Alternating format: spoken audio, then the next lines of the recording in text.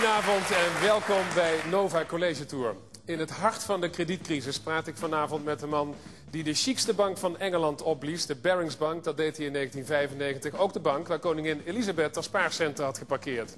Hij vergokte 1,4 miljard euro op de beurs in Singapore, nam de benen, schreef nog een briefje met de tekst "Het spijt me" en werd vervolgens gearresteerd in Frankfurt en opgesloten 6 jaar lang in de gevangenis. Vanavond is onze gast hier op de Universiteit van Nyenrode, Nick Leeson.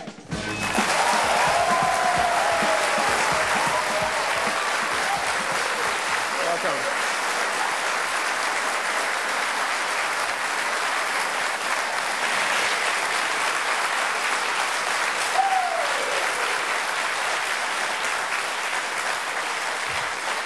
Are you surprised by the applause? Could have been boo as well. Yeah, it was great. Yeah, you know, I suppose I speak around the world at a lot of different events, and you're never sure what the response is going to be. So, you know, so far they've always clapped. I am waiting for somebody to stand up and start booing, but hopefully that doesn't happen in the near future. Because you are a convicted criminal, you lost a lot of money. Yeah. I mean, a lot of the audiences that I speak to are very specifically finance audiences. So, you know, you go and speak to a bank or a group of business professionals, you can never be sure what the response is going to be. But, you know, thankfully it's always been very warm, and hopefully it'll continue in that vein. Right. I was wondering, have you ever heard from the people whose money you lost? I've never really come across anybody who it's not a high street bank, you know, it was an investment bank.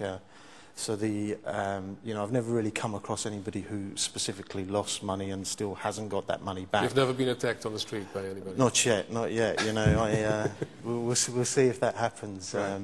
We'll open up this audience to questions for you, but first of all, let's have a look. You were arrested in '95 on the airport in Frankfurt. Correct. And what happened then, we'll see that in this short film. Okay.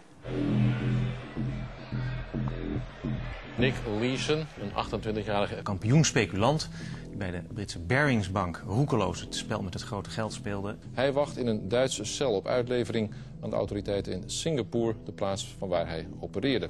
Leeson verspeelde een vermogen van 1,3 miljard gulden. Geld van zijn baas, wel te verstaan. Van de gerenommeerde Britse Barings-bank. Dat is de oudste bank van Engeland, die de afgelopen week ten onder ging. So probably everybody remembers this image of you being arrested with the German police on the airport in Frankfurt. What was your state of mind at the time? It wasn't great. I mean, looking back at that, it wasn't great either. I had hair then. That's a long time ago. It's scared, I suppose. You know, I didn't know what the future held. You know, it was the 23rd of February 1995 when, after a period of 3 or so years of not being challenged over anything that I was doing in the bank, you know, and the losses were building, and I was always expecting the knock on the door or the phone call where somebody was going to say, look, you know, something is wrong, explain it to us. The 23rd of February was the day that happened. You know, the position was huge. I'd taken as much money as I possibly could from head office in London, was using that to try and trade my way out of the difficulty that I had, and they were running out of money, so they were finding it difficult to give me money. So how much did they give you at the time? Well, at the end of 1995, end of 1994, sorry, I had 500 million sterling with me in Singapore. Now, this is for a bank that was only worth 250 million. So, you know, I had twice the capital base of the bank in Singapore. The legal limit you can lend to a subsidiary is only 20% of the bank's capital. So I was 10 times in breach of that limit as well. But as long as I kept asking for money, you know, they believed what I was doing and they continued to send it out. And they never, you know, they never challenged me, they never interrogated me as to why I wanted the money. It doesn't make it right at the same time, but they, you know, they didn't ask those sensible questions. And a lot of them are just pure common sense. What was your worst loss in a day? Do you remember? I think they pale into insignificance these days, but you know, at the time, you know, there were P&L swings of 150 million sterling a day. You know, I didn't lose every day, I hasten to add. There were 1 or 2 days where I might have made a bit of money, but the P&L swings were huge. So it would be, you know, one of the girls in the office would phone up London on the following morning and ask them for $100 or $150 million to keep it going, you know, and because we'd have to pay every single day. You have this secret bank account there, 8888, 5 times 8, yeah. And that's where you stash all the stuff that is illegal. Yeah. Why is the question? Why did you do it? Well, I suppose my biggest fear was always the fear of failure. You know, I was 25 years old when I moved to Singapore to set up the futures and options operation for Barings. Probably not an age that was commensurate with the level of responsibility that I was taking at the time. But I'd been extremely successful. I left school at the age of 18. I worked for the Queen's Bank in England, Coutts & Company. Worked there for 2 years. Was headhunted to Morgan Stanley. Worked in a department called Liability Management for Morgan Stanley. Clearly didn't learn anything while I was there. And then, you know, Barings came out looking for somebody like me. I was extremely accurate, highly diligent, you know, very, very good at my job, and I would succeed at things far quicker than anybody else within the organisation. A master of the universe, as Tom Wolfe called it in his book. I'm never sure that I totally believed that, but you know, it wasn't so much as everything that I touched turned to gold, but there wasn't quite the opposite, right? Well, at the end, yeah, most definitely. But up until the age of 25, you know, it was success after success after success. When did you know I'm toast? 23rd of February 1995. I left because these questions were being asked. I went home and told my wife that we needed to leave Singapore. She knew nothing about what was going on. She packed one bag, and we got the plane to Kuala Lumpur that afternoon. Okay, so you fled the country and you went to Malaysia. From there, took a plane via Brunei to Frankfurt. Yeah. Let's have a look at how that happened.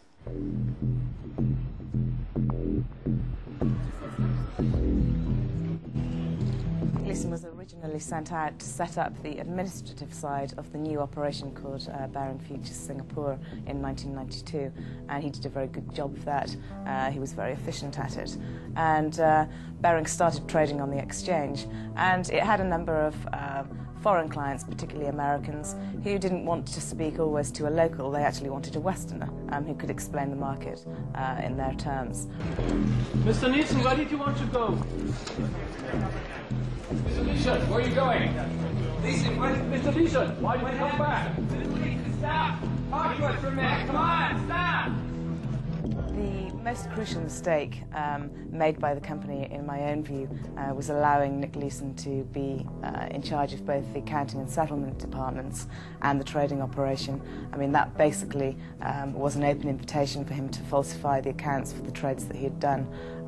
That broke, you know, an industry-wide golden rule that the two departments should be segregated.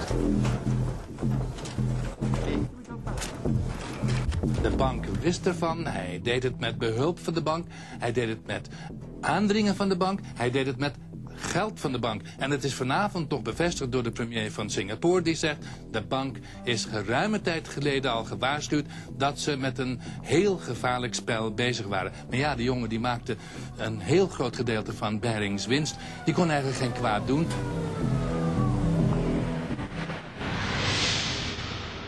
What do you think when you see these images? I've never seen them like that before. I think that's the first time I've actually seen that bit of coverage. You know, if I'm asked to characterise what that period of my life means to me, you know, it's definitely the most embarrassing period, because I was brought up on success, and success is what I wanted, and unfortunately I will always be remembered for my biggest failure. So, you know, that doesn't sit particularly well with me. But it's funny, just it brings back a few memories. I was in prison waiting to go for trial and the sentence to be passed, and the Singaporeans, and if there are any Singaporeans in the audience today, you know, they think about lucky numbers all of the time, and the car that I was in there, the white car that I was in there, that number came up in the lotto that week, and the police actually bought me a McDonald's whilst I was in the prison because they'd shared in the profits from the lotto that week based on the number of the car. You know, Absolutely absurd. I don't know how it came up. Yeah. But, let's see. I mean, we have here the future business leaders of this country and the world, maybe, because we have international students as well in this audience from Universiteit Nyenrode.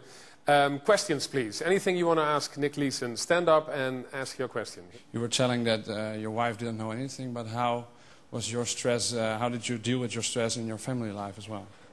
you know, in terms of how I survived with my wife at the time, it was complete avoidance. At the weekend, we would, you know, we'd board a plane to Hong Kong or Indonesia or somebody like that, somewhere like that, so that you could at least avoid the situation that was in Singapore and have a degree of normality. But all I was ever doing was just avoiding the realization of what eventually was going to come to the fore. More questions here. I was wondering how you think about your 6 years in prison. Do you think that is justified, 6 years, or do you think you should have gotten less or more years? I don't think I should have got any more, but we didn't negotiate with the Singaporean authorities until about 6 months after I was first arrested in Frankfurt. And then through that process of negotiation, it became apparent that the maximum that I was going to serve in prison was 8 years, which time off for good behaviour equates to about five years and 3 or 4 months. And I thought that I would be able to cope with that amount of time. Now, whether it was just, whether it should have been more, whether it should have been less, you know, my lawyer always used to say when he first met me in Frankfurt, "You're the best client that I've ever had," because I knew I was going to jail. Was anybody chasing the money that you spoiled or that vanished in air? I mean, did you have to pay a fine or anything? Well, I mean, in terms of when I was going back to Singapore, there were lots of financial penalties in relation to going back. You know, I had to pay all of the police costs. I had to pay all those sort of things. I have an injunction against me for £100 million. 100 million? 100 million. Yeah. How much did you pay back by now? Not a great deal, and I'm not trying too hard either, to be honest with you. Do you know how much? No, I don't. I don't know. I don't know the exact figure. Roughly. 50 to 100,000, possibly. That's not great. So I wasn't a great trader at the time either. So you know. So if you make any money now, do you have to pay it back? No. I was reading your file and documents. There is this strong rumor that somewhere, maybe in a tropical island, British Virgin Island, you have stashed away 20 to 30 million pounds or euro. So this is the time, basically, to say if it's true. I've never been. I don't know which one of the British Virgin Isles you're on about. I haven't been to any of them. It's not necessary, right? To go there. It's not necessary. No, that's true, and I'm sure the audience appreciate that. But you know, you've had probably for close to 10 years, 10, 15 years now, you've had some of the brightest people in the UK from a liquidation, a legal and an accountancy perspective, looking at everything that went on during that period, and they've come up with nothing, and there is nothing. So you know, it doesn't matter whether I sit with you here now, sit with you here in 20 years or 30 years, I can guarantee to you that there will be nothing found in that period. You got really a celebrity when you were in jail. Even the very chic Sir David Frost, interviewer of the BBC, approaches you for an interview, which he gets. And then he also produces a film after the book that you did, Rogue Trader. Let's have a look at the film. I, Nick Leeson, have lost 50 million quid in one day! So what are you going to do? Well, I just have to keep buying futures like they're going out of style to support the market. I mean, if it sticks around 18,000, then my options are still in the money and I could get the position back.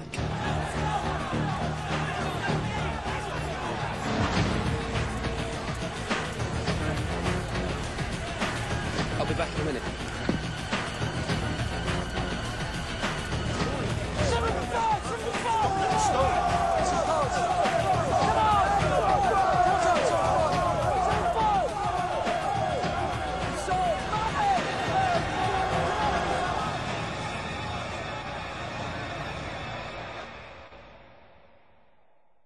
It's a clip from Rogue Trader. Sure. Ewan McGregor is playing you. Did he do a good job? Is it realistic?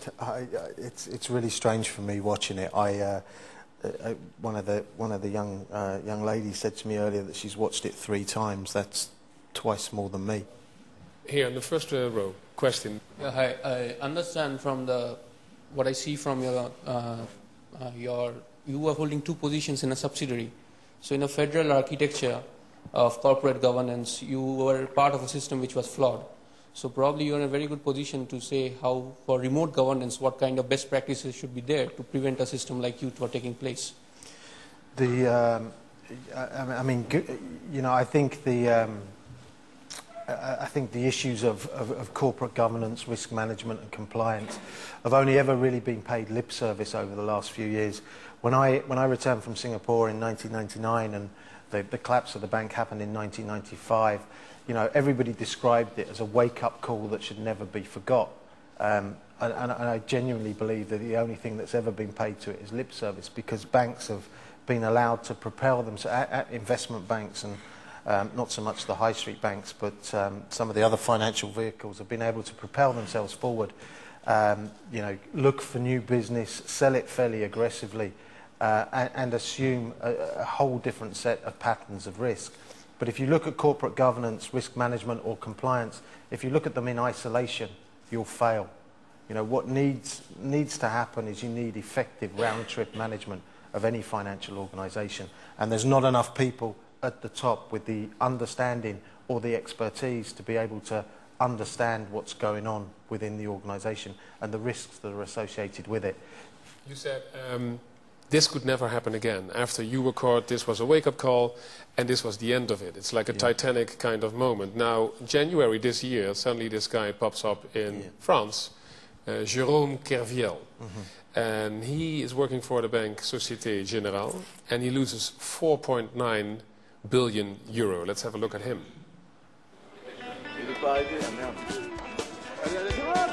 Arrêtez-vous de petites secondes, un petit stop. Qu'est-ce qui s'est passé cette détention, Jérôme?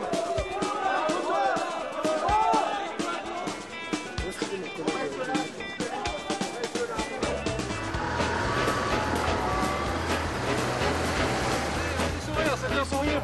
Merci.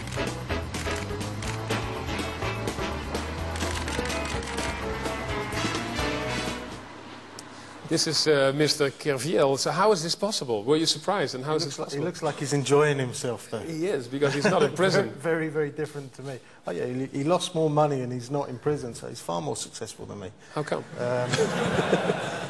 I genuinely don't know. I think it's an anomaly with the French judicial system, as far as I'm concerned. He should be going to jail. It always amazes me when there is a rogue trading scandal or there is a financial disaster. There was one at, you know, at Allfirst, which is the subsidiary of Allied Irish Bank in Baltimore. There was one at National Australia Bank. There have been a few others. There's one unfurling at the moment in one of the Scandinavian countries. You know, the immediate thing is the banks go and point the finger at the individual. Okay, that's not entirely correct. The individual goes and blames the banks because the banks allowed him to do it. That's not correct either. You know, the individual has to accept what he does or what he did. And I don't think Jérôme Kerviel or any of these others have. You know, they immediately point the finger, management of the bank, they asked me to do it. That's not correct. Okay, but the bank to suggest that, you know, it's an individual that managed to do this on their own is wrong as well. You know, there are serious flaws in the infrastructure of all of those organisations. Is there a Leeson or a Kerviel here in this audience, you think, potentially? Don't put your hand up. You'll never get a job. The first job that I had to do when I got back to the UK after being in Singapore was open a bank account. You know, and that should have been more difficult than it was, to be honest with you. And it worked? The first bank I walked into, I opened a bank account. You know, I have an injunction for 100 million against me, responsible for 862 million pounds worth of losses. Do you have a credit card? Well, this is where I was going to go. Within a period of 2 days, I had applications for 10 credit cards coming through the post box. So, you know, the banks and the Bank of England, I don't know the Dutch financial system that well, to be honest with you, but the Bank of England over the last few years has always protected themselves with this theory of responsible lending. And I think the situation that we're in at the moment will prove to anybody that there has been no responsible lending over the last 5 or 6 years. And that's why we're in as much difficulty as we are at the moment. We are in the midst of the credit crisis. I mean, it's on the front page everywhere. Let's have a look at what is really happening. 48 seconds to go. You're watching European Closing Bell. It's been a rollercoaster week. And we're finishing very much in the red here in Europe. Het financiële woordenboek heeft er angstaanjagende woorden voor. Van crash tot krach. Van zware verliezen tot totale ineenstorting. Asia also down sharply, as we were hearing there. Andrew Stevens has a look at the week. And what a week it was, ladies and gentlemen. De nachtmerrie van 1929 speelt door de hoofden van velen. Good afternoon from Hong Kong. I'm Andrew Stevens and we're in the final half hour of stock trading in here. And markets are off sharply, right across the board. Ondanks het plotselinge besluit van de centrale banken vanmiddag om de rente te verlagen, zetten de beurzen hun duikvlucht voort. Well, let's start in Asia. The world's second biggest market, Japan, has closed down sharply, almost 5%. Hong Kong down 4.5%. Australian stocks down 3.3%. And Shanghai certainly catching up with the bad news, down 4.5%. Ze kunnen alleen maar constateren, zoals de Britse premier Gordon Brown, dat het systeem knarsend en krakend tot stilstand is gekomen. So, latest news, Wall Street 5% down, the Nikkei in Japan 5% down. This is the headline of today's Wall Street Journal. Your money maybe as well, the pound. No, you're in the Eurozone in Ireland. Eurozone now. Lucky you. Pound is falling as well. What is happening? Is this, are we seeing the end of it, or is this the start of a bloodbath? I mean, my own personal views on it are that, you know, it's a lack of confidence. You know, you have to have confidence in people, and you have to have confidence in the people who are in control. And, you know, you look around and you watch people on the TV who stumble over their words and have reacted. I think over a period of time they've reacted correctly. They didn't react swift enough to be able to address the problem. But is it incompetence as well? But if they don't understand, you know, they don't understand the products that have been traded, they don't understand the risk that's been accumulated. If you add the fact that at the moment there are something like $164 trillion worth of trades in the OTC market. Over the counter? Over the deals counter. Between two banks, for example? So these don't exist. They're not in the equation at the moment, but they're there and they have to be honoured. So unless you have a regulatory authority or a central bank that understands exactly what's going on in the financial markets. Now the problem, the very talented individuals that you have in the room and that exist in other countries are naturally drawn towards the trading environment where the big profits can be made, the big salaries can be handed down. That has to change. You know, that something has to be done that attracts these people into the regulatory, the compliance and the governance framework, so that people who understand the business and have that aptitude and intelligence to be able to understand the business can control what's going on. Free advice from Nick Leeson. Please stand up and ask your question. How do you think this financial crisis that we are in now will influence the market, and how will fundamentally change the industry? And what do we as students should learn from this? I mean, the way that it should change the market is through people paying more attention to the risk management, compliance and governance roles, and making sure that they have something in place which, you know, allows them to understand that the risks that they're undertaking and be able to challenge what's going on within the organisation. But, you know, the excessive risk that's been taken up over the last 4 or 5 years and the degree of leverage, you know, nobody should be able to leverage their lending quite to the extent that it has been. You know, from a high street perspective, you know, I know salespeople who've gone out working for high street banks who've earned more commission in the last few years than they did for the 10 years previous, because, you know, they've been selling credit and cheap credit. I know it's a lot cheaper now, but they've been selling it aggressively. I think. You know, I think we will... You're trading as well, eh? Yeah, of course. You know, great... Of course. I mean, in this time... did you lose money last couple of days? I lost money yesterday. I told you that. I told you not to embarrass me. But... How much? Not a lot. That's what you said before, right? Yeah, One more question here. Here you go. Do you have any thoughts about how banks might more closely align remuneration structures with the long-term interests of the bank? It's explain the word to people who don't know the word. Remuneration. Exactly. Pay. Bonus. Bonus, what you can get at the end of the year. If You were up if for you've been good. £450,000 pounds when the day you left, huh? Yeah, I mean, every year, Barings was an organisation that was well, and going back to the culture and the, Barings was an organisation that was well known for paying exceptionally high bonuses. But the question here, is it a crazy system? Is it way too much? Is it decadent, as it is now? There's a degree of decadence in it. You know, I would be a capitalist at heart, so I think that it needs to... it needs to be retained in some form.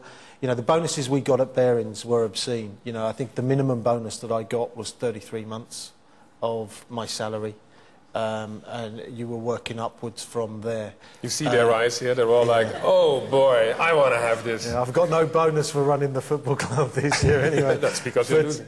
But it does need to be. It does need to be addressed. Now, if you know, the problem is, and it's a problem of any business, if 25 banks go out and change their remuneration policy, you'll get another 25 who don't.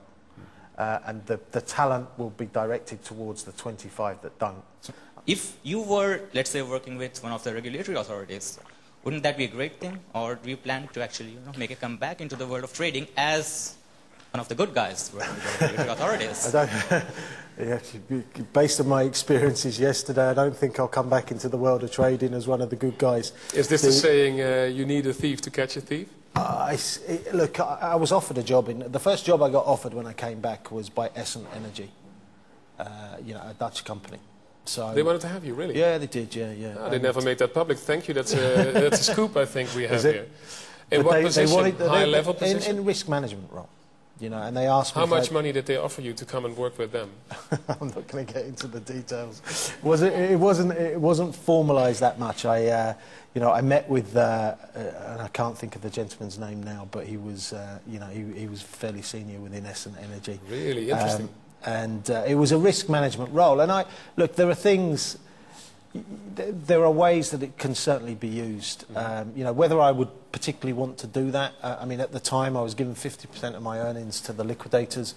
So, you know, I questioned the liquidators, if I go and get a job in McDonald's, do you want 50% of it? And the answer at the time was yes. Why didn't you take the job with Essent? It just wasn't the right time for me. There is an interesting gentleman, Alan Greenspan. He was the chief of the Federal Bank in the United States, and he was called the maestro. The guy who could do it all and who saved us from all these collapses. And he popped up in October, I think, in front of a committee at Congress in Washington, D.C., and he said, sorry for all the mess I made. Yeah. Let's have a look. Those of us who have looked to the self-interest of lending institutions to protect shareholders' equity, myself especially, are in a state of shocked disbelief. Mr. Greenspan is in a shock of disbelief. Yeah. He is the person who should have known what was going on. Well, I agree. To be fair to Alan Greenspan, a number of years ago, he did. You know, he went around all of the banks in the US and he asked them, you know, what sort of control did they have over credit derivatives and did they understand them? And at that time, the banks answered no. As soon as the banks answered no, you should close the door and they shouldn't be allowed to trade them. They had no clue what kind of products they had. No, that's the thing. And they don't understand the impact that it then has. You need, you know, the deregulation aspect of it. I'm not an advocate of more regulation. You know, I don't think you should deregulate, but I don't think you should add more regulation to the system at the moment. What you need is you need people at the top, central banks, government, who understand what's going on. Okay, next question over there. Mr. Leeson, you get many types of addictions these days. You get an addiction to alcoholism, or you get drug addiction, sex addiction. For goodness sake, there's addiction to chocolate these days. But now, the things you've been involved in since coming back, you're on the management of a football club. So once a week, you're worrying about your team being relegated. Once a week, you're getting your fix of risk to see if your team wins. You're the face of a poker website, which is risky in its own side, or internet gambling. You're trading with your own money and with those people who trust you. Now, I would like to ask, has your fear or your addiction to risk been quelled in the meantime since you've gone to prison for this risky behavior? Or is it just that you have less money to play with, so the odds are a lot smaller? It's a combination of the two, to be honest with you. I'm compulsive. you know, and compulsive and addiction are fairly similar. So, you know, things that I've and these things are in the book, and I'm not sure exactly what I should say here, but you do have the opportunity to edit. You know, a few of those addictions that you mentioned, I've got involved in from time to time. All right, and talking about chocolate or sex? At the moment, it's only chocolate. But for those of you who saw the movie yesterday, you might have believed that it used to be sex. But no. Which it was at the time, maybe? It wasn't. No. Oh, okay. Just checking. No, it wasn't. It wasn't quite as exciting as portrayed by David Frost in the movie, to be honest with you. Let's have a look at some images of your life now. That's Alan Kane. Getting it back to Keneally, looking for Flaherty. Oh, it's a great chance for Galway! And they're ahead! And it's Mark McCulloch, the left back, who's managed to find himself in the striker's position and has put the ball in the net. Can you believe it? What kind of structures are you putting in place, or what have you put in place, and now in your new role as chief executive? Well, I mean, the structures are fairly simple. I mean, you know, if we can't afford it, we say it fairly early on. You know, we only pay out what we can get in. There's no quick recipe for success. We're going to take very small steps. You know, I personally don't mind whether we finish 6th or 10th. I just want to make sure that we stay up and we have the opportunity to really push on next year.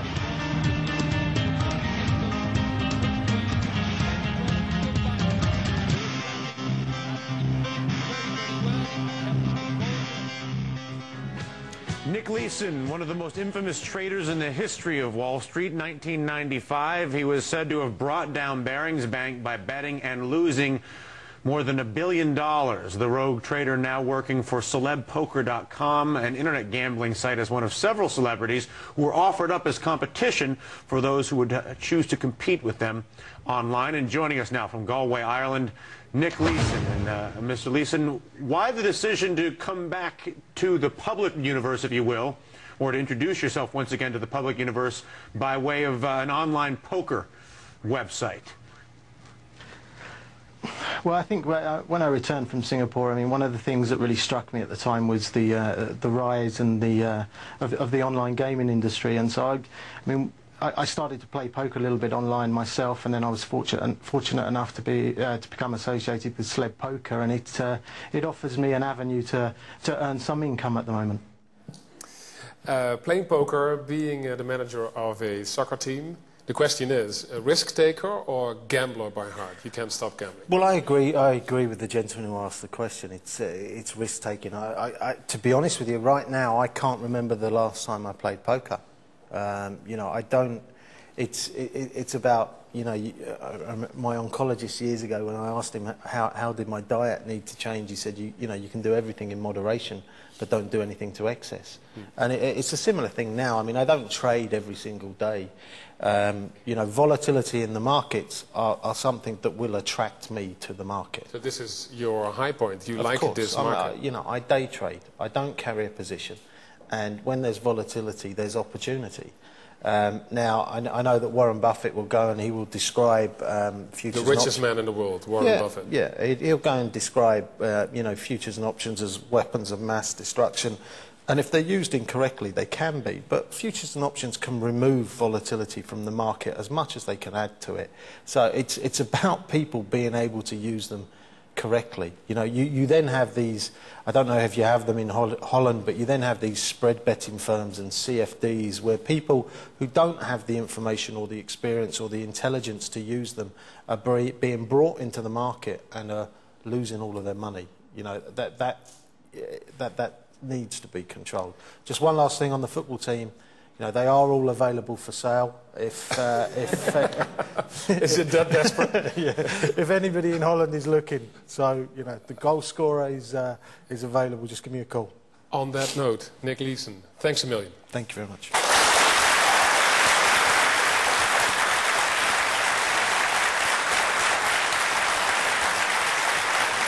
Dit was Nova College Tour voor vanavond. Als je wil dat wij een keer langskomen op jouw universiteit, of sterker nog, je hebt een hele goede gast waarvan je denkt, die moet een keer geïnterviewd worden op Nova College Tour.